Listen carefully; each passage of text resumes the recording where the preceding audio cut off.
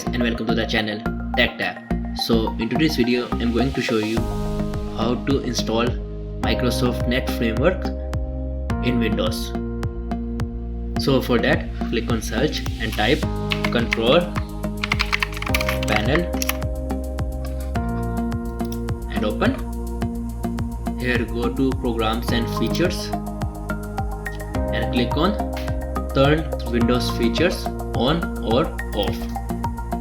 Here click on this box which says Net Framework 3.5 and also select this one which says 4.8 and advanced services. Now just click on OK. Allow Windows Update to download the files.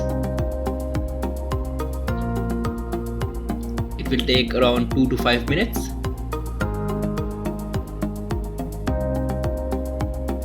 And there we go.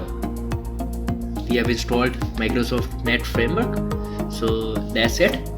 So guys, if you like the video, then like the video, share your videos, ideas and suggestions in comment and share it with your friends and family. See you guys in the next video. Till then, take care and goodbye.